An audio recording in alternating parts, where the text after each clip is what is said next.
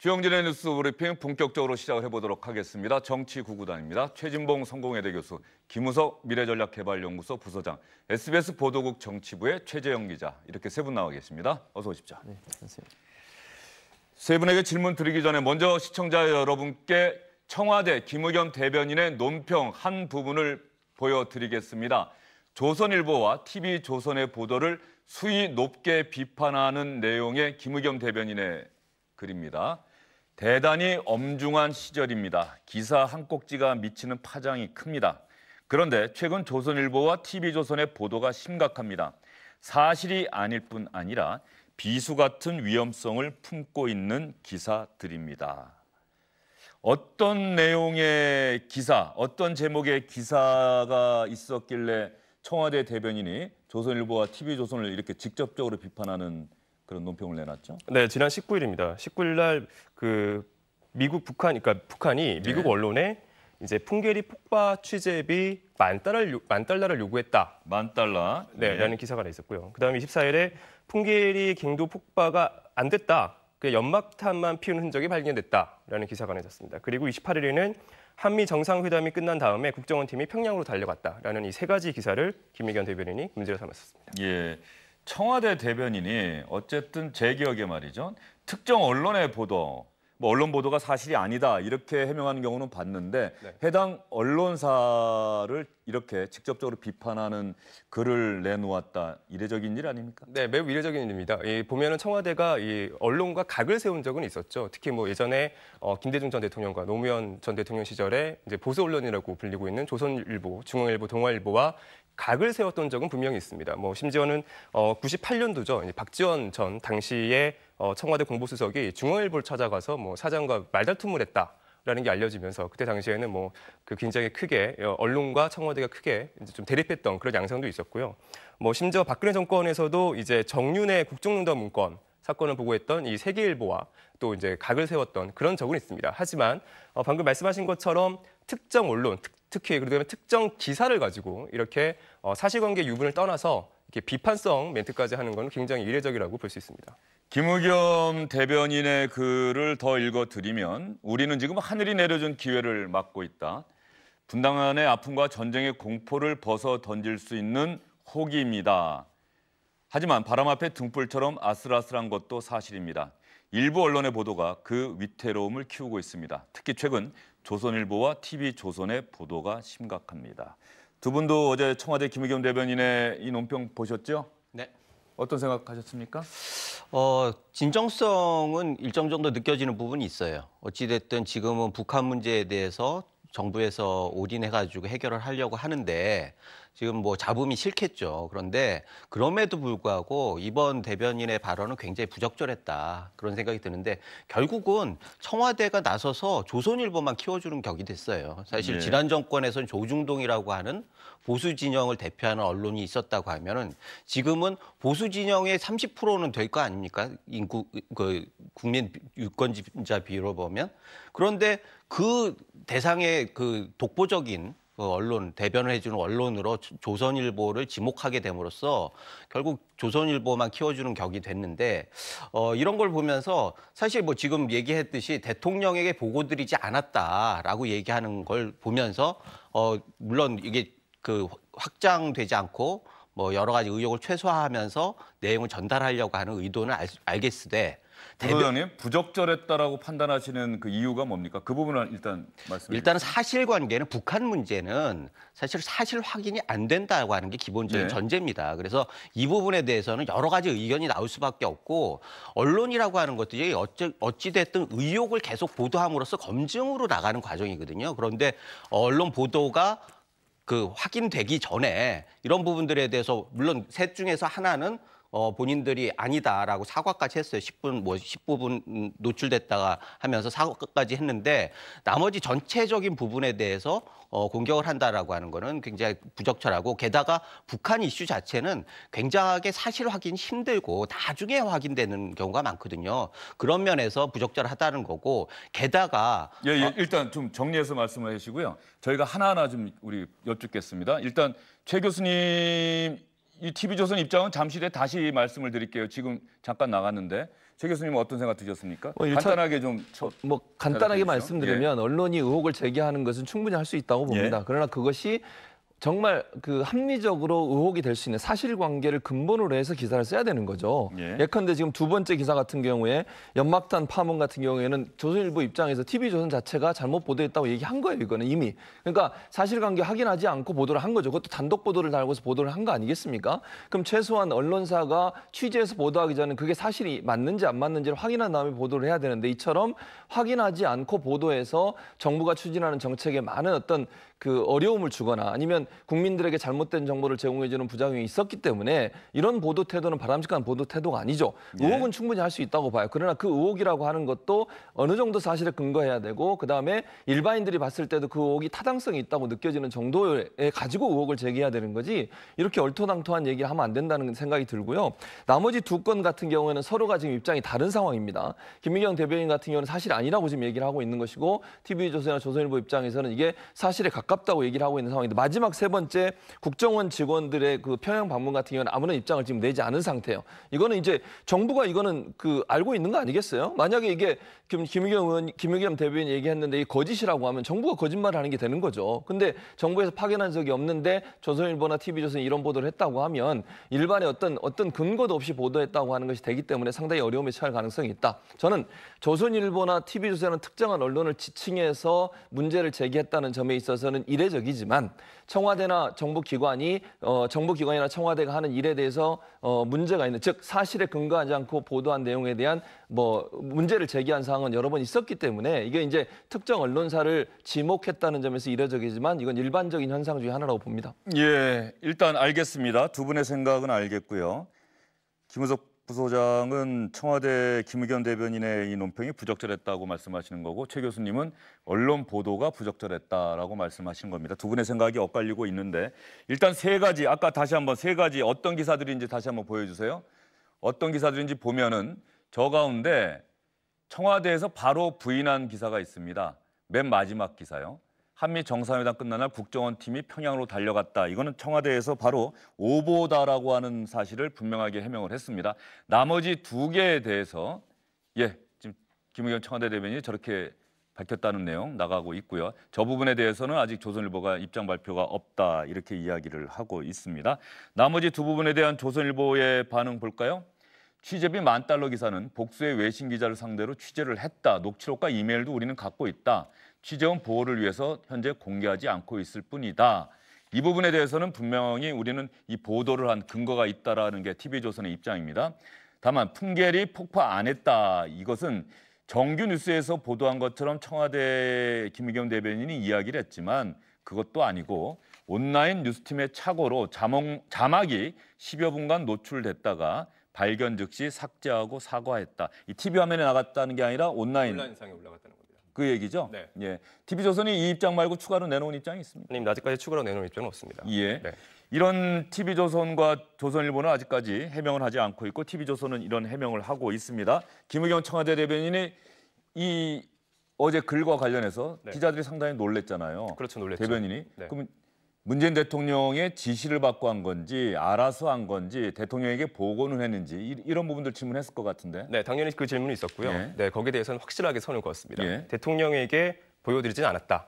자기가 논평은 자기가 혼자 스스로 작성을 했고 자기가 본인이 작성한 논평을 대통령 보고 없이 발표했다라고 대통령과의 연관성에 대해서는 확실하게 딱 선을 그었습니다. 대통령과는 연관성이 없다. 김의겸 대변인이 분명히 이렇게 선을 그었다. 이렇게 이야기를 하고 있습니다. 현 정부 들어서 조선일보, 중화일보, 동아일보까지 이른바 조중동이라고 하는 보수 매체들과 긴장 관계는 그동안 계속해서 있어 왔어요. 그러나 이렇게까지 청와대 대변인이 이런 비판하는 글을 썼던 적이 없는데 이렇다고 한다면은 일부에서 나오는 것처럼 전면전을 선언한 것이냐 이렇게 봐도 될까요? 어떨까요? 뭐 저는 그렇게 보지는 않고요. 청와대 입장에서는 사실관계가 다른 면에 대해서 분명히 하고 넘어가야 된다. 왜냐하면 청와대에서 입장을 밝히지 않으면 조선일보를 읽거나 TV조선을 보신 분들 입장에서는 이게 사실로 인식될 수 있지 않겠습니까?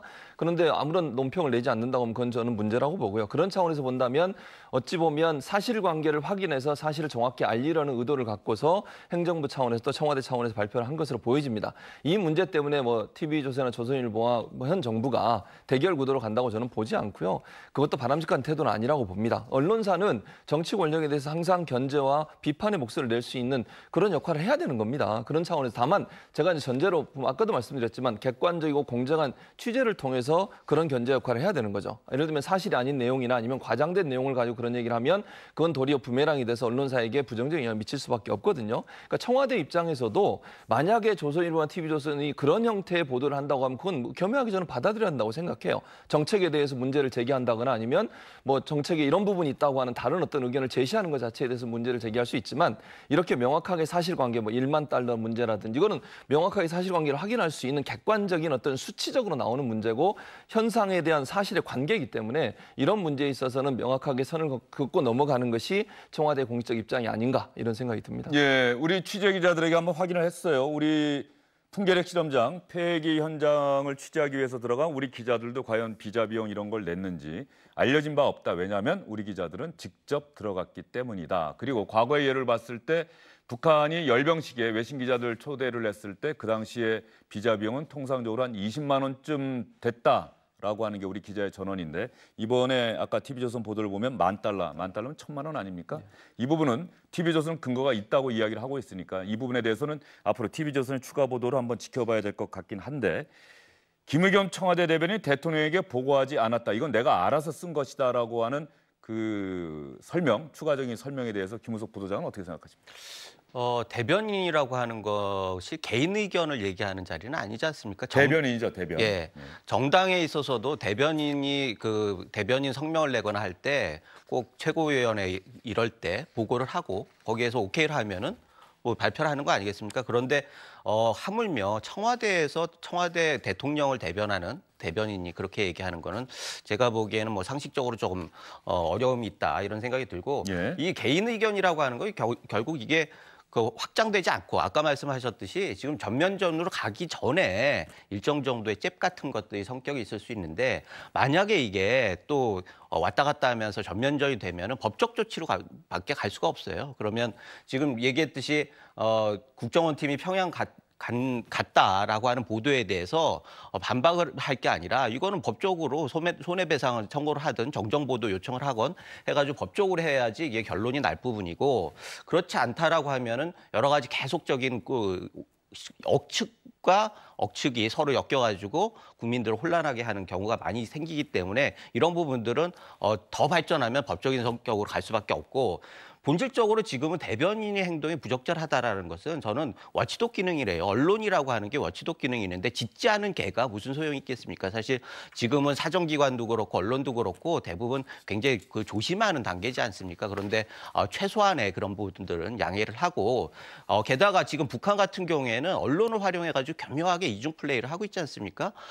북한은 뭐 한미 정상회담에서 양해한다라고 했다가 언론에서는 또 관제 언론이긴 하지만 그런 부분들에서 문제 제기를 하고 여정호원들 문제 이런 부분들에 대해서도 뭐 언론에서 계속 얘기를 하고 이렇게 하면서 이중 플레이를 하는데 우리나라 같은 경우에도 민주사회 아닙니까? 언론이 하는 것들을 그냥 인정을 하고 그거를 어떻게 활용하느냐를 고민을 해야 할 때지 이렇게 반박하고 싸우는 모습을 보이는 건 국익에 도움이 안 된다 이런 생각이 듭니다. 김의겸 청와대 대변인이 한겨레 신문 기자 출신이죠. 네. 최순실 씨 국정농단 사건과 관련해서 상당히 의미 있는 특종을 직접 발굴해서 썼던 기자 출신인데 처음 썼던 논평에 보면은 정부를 비판하고 견제하는 것은 언론 본연의 자세다.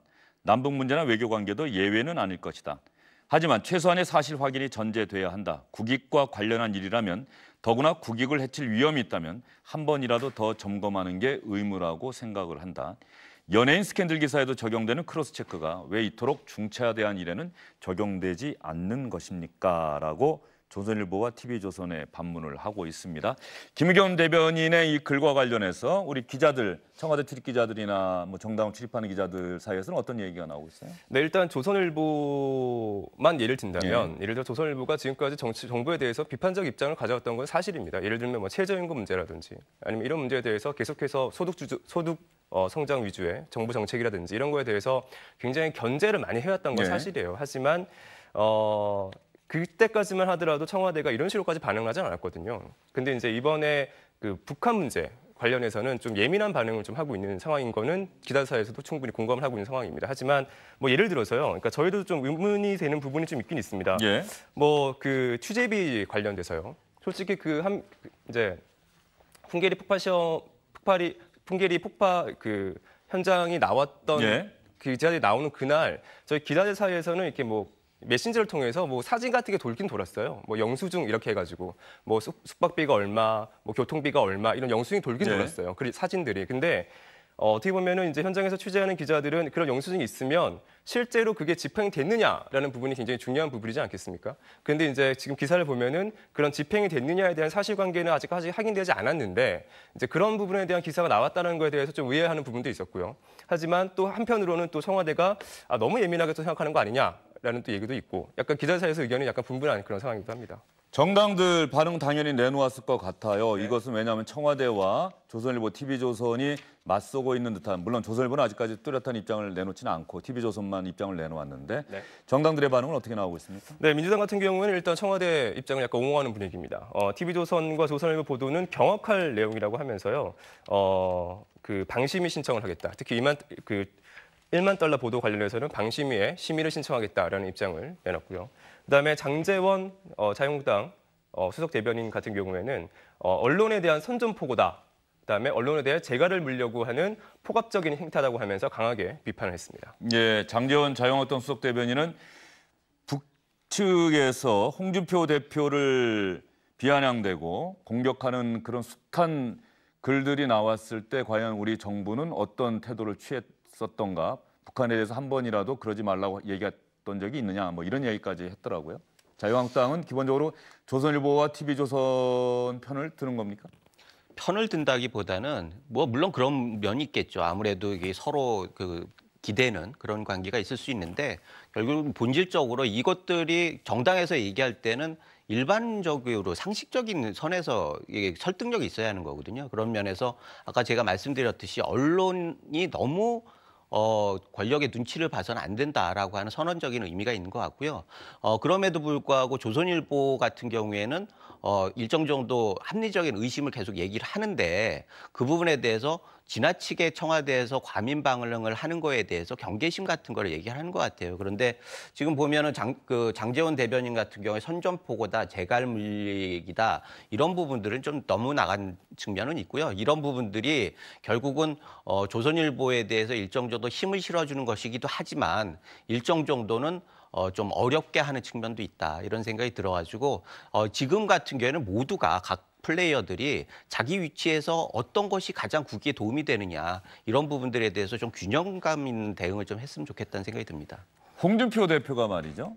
그 MBN의 취재 거부하고 당사에 출입하지 못하도록 하고 그랬던 적이 있지 않습니까? 네, 그런 적이 있습니다. 그때 제 기억에 페이스북에 TV조선을 갑자기 응원하는 글을 올렸고 TV조선 화이팅 이런 내용의 글을 올렸던 기억이 나는데 말이에요. 네, 맞습니다. 지금 홍준표 대표가 페이스북을 통해서 굉장히 많은 이야기를 하고 있는데요.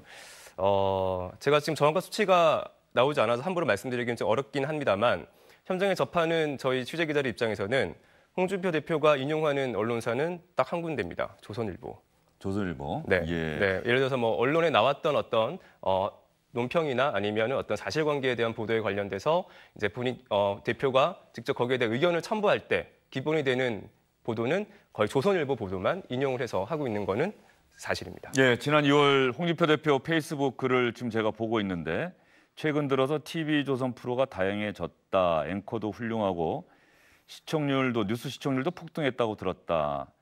아침 뉴스 앵커의 차분한 진행도 돋보인다. 어려운 환경에서 공정보도에 노력하는 TV조선을 응원한다. TV조선 파이팅 이렇게 이야기를 했습니다. 네. 이 정당 대표가 특정 언론에 대해서 또 이렇게 잘한다라고 칭찬하는 것도 또 이례적이에요. 생각해 보면. 그렇죠. 그러니까 언론을 사실 이제 어찌 보면 정치적으로 가르는 거 아니겠습니까? 우리나라 물론 이제 신문사 특히 신문사들 같은 경우에는 정치적 성향을 뚜렷하게 드러내고서 보도하는 성향이 있죠. 몇몇 언론사들 같은 경우에 진보 보수로 나누어져서.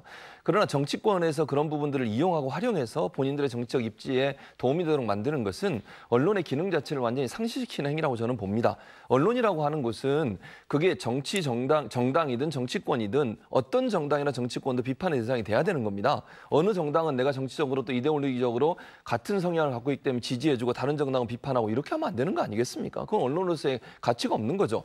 언론의 존재 가치는 사실 모든 권력기관에서 비판과 견제하는 역할을 하는 것이고 그건 진보 보수를 떠나서 그런 일을 해야 되는데 그렇게 하지 못하도록 만드는 게 정치권이라고 저는 봐요. 이런 사태에도 이렇게 끼어들어서 정치권이 이런 부분을 자기 편한 대로 이렇게 해석하고 얘기하고 이런 요소들이 결국은 언론의 어떤 중립적이고 객관적인 보도를 방해하는 행위라고 저는 생각을 하고 그런 차원에서 본다고 하면 지난번에 홍준표 대표가 지금 아까 지적하신 것처럼 MBN의 기사에 대해서 불만을 품고 MBN 기자들을 못 들어오게 한 것은 예. 김의겸 대변인이 발표한 것보다 훨씬 더 심각한 언론 침해예요. 그거는.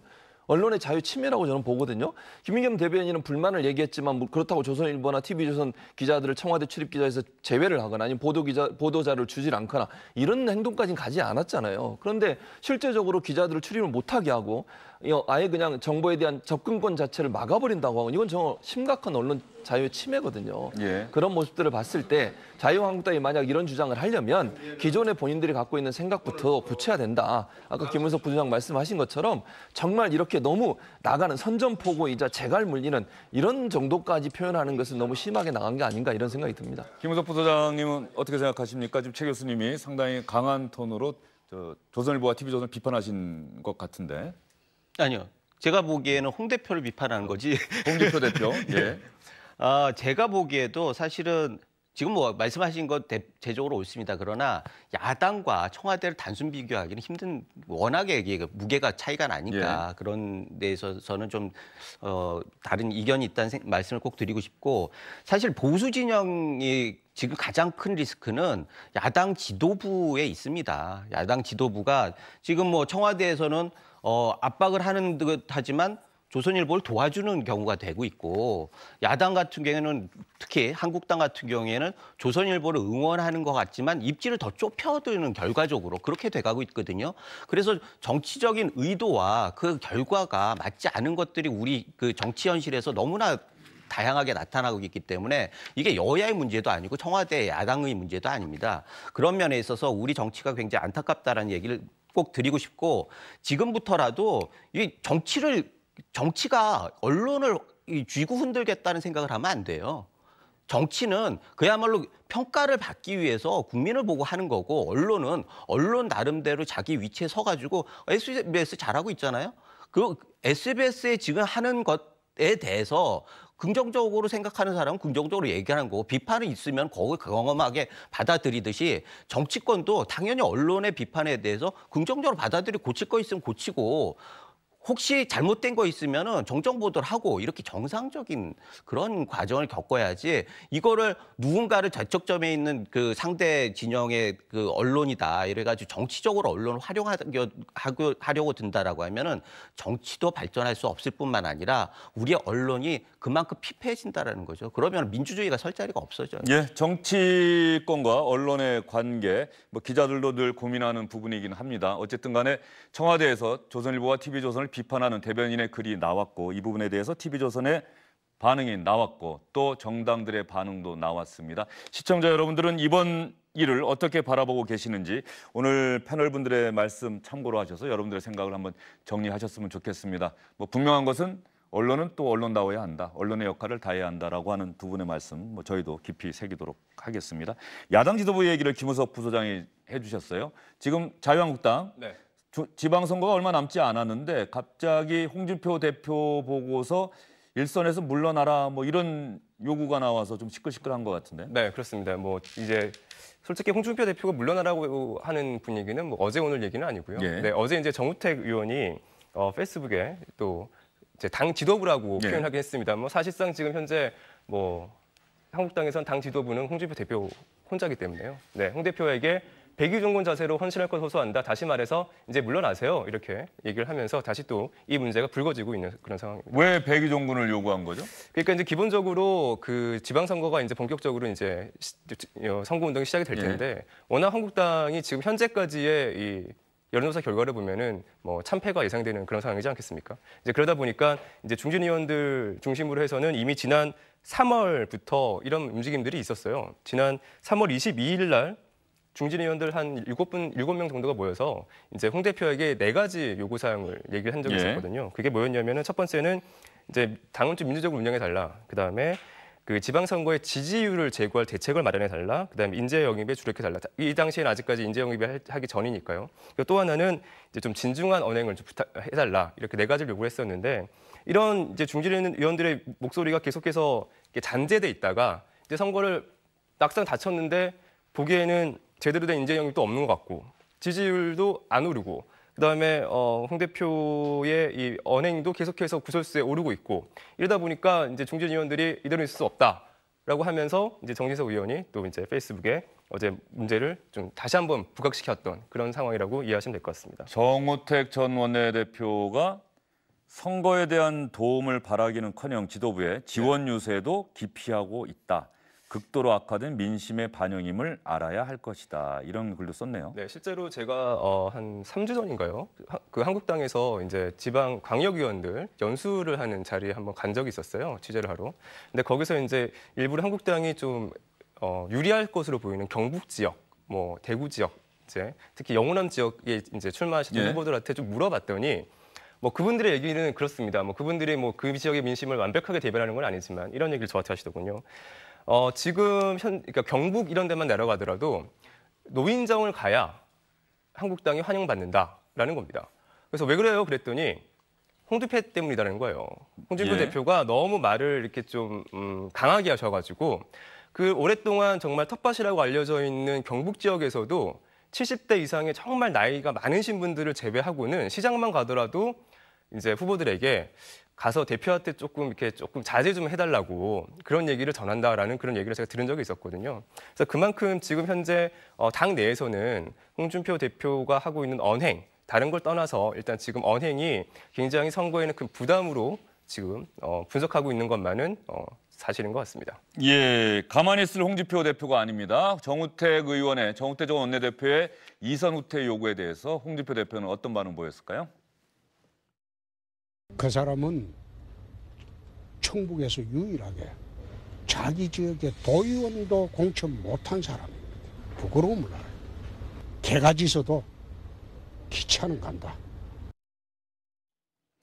예, 홍준표 대표는 부끄러움을 알아야지요. 개가 짖어도 기차는 간다. 홍준표 대표가 참 이 얘기 좋아합니다. YS가 했다는 말이라고 하면서 이 얘기를 참 많이 쓰는데 오늘 아침에 또 추가로 글을 쓴 게 있죠. 좀 참았어야 하는데 뭐 이런 얘기도 사마이 이야기하면서 그런 것도 좀 내놨던 것 같은데. 네, 그러니까 지난 1년 동안 이제 본인이 당 대표를 하면서 자신을 너무 많이 흔들었다. 하지만 그래도 내가 한없이 참았어야 되는데 내가 이제 어제 이제 방금 보신 그 멘트 있지 않습니까? 좀 참았어야 되는데 참지 못했다. 근데 그 이유는 나는 아직까지도 당에 대한 열정이 남아있기 때문이다. 그것을 보여주는 증거다. 이런 페이스북에 글을 올리게 됐습니다. 예. 홍준표 대표가 오늘도 페이스북에 홍준표 대표와 트럼프 대통령이 비슷한 거는 트럼프 대통령은 트윗을 많이 하고 홍준표 대표는 페이스북에 글을 참 많이 올리는데 1시간 전에 또 글을 올렸네요. 개차반 같은 인생을 살았어도 좌파 인생만 살면 용서받는 세상은 외눈박이 세상이다. 이번 지방선거 결과 눈여겨보겠다. 또 하나 4시간 전에 올린 글도 하나 읽어드리겠습니다. 나를 막말 프레임에 가둔 것은 노무현 전 대통령을 서거라고 하지 않고 자살했다라고 말했기 때문이다. 그래서 나를 그다음부터는 어떤 이야기를 하든 할 말을 하는 것인데 막말 프레임에 가둬두고 있다. 지금 말밖에 없는 한없이 약한 야당이다. 그래서 우리는 강하게 맞서야 한다.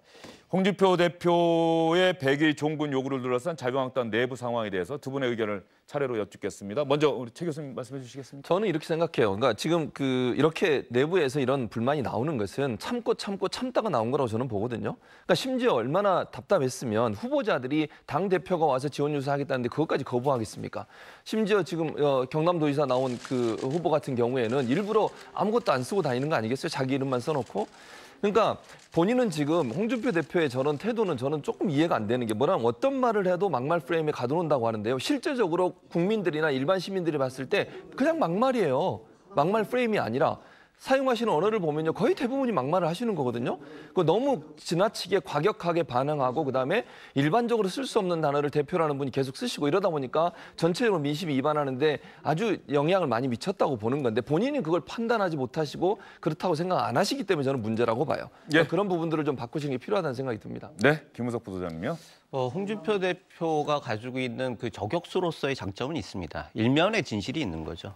그러나 지금 사마이 얘기를 하셨는데 요새 그 드라마 중에 중국 드라마 중에 최후의 승자 사마이라고 하는 드라마가 있어요. 그런데 거기에서도 끊임없이 참으면서도 뭔가 큰 비전을 계속 제시해서 최후의 승자가 되는 건데 지금 그런 부분들에 대해서 굉장히 많이 부족한 점이 있다는 생각이 들고 지금 정우택, 이주영, 나경원, 심재철 이런 부분들이 결국 당권 주자이기 때문에 여러 가지 비판을 하는 건데 말을 못한 후보들이 더 문제예요. 지금 내부에서의 그 내분도 걱정을 해야 하고 외부에 있어서의 확장성도 문제가 되고 이런 부분들에 대해서 후보자들이 양쪽에서 마치 호두까기에 걸려있는 호두같이 그런 양쪽의 압박에서 어떻게 선거를 치르겠습니까? 이런 면에서 말을 못하는 그런 후보들이 굉장히 안타깝다 이런 말씀을 드릴 수밖에 없습니다. 네, 자유한국당 내부 상황 홍준표 대표가 스스로 이야기했듯이 지방선거 결과 지켜봐야 알 수 있을 것 같습니다. 세 분과는 여기서 인사드릴게요. 수고하셨습니다.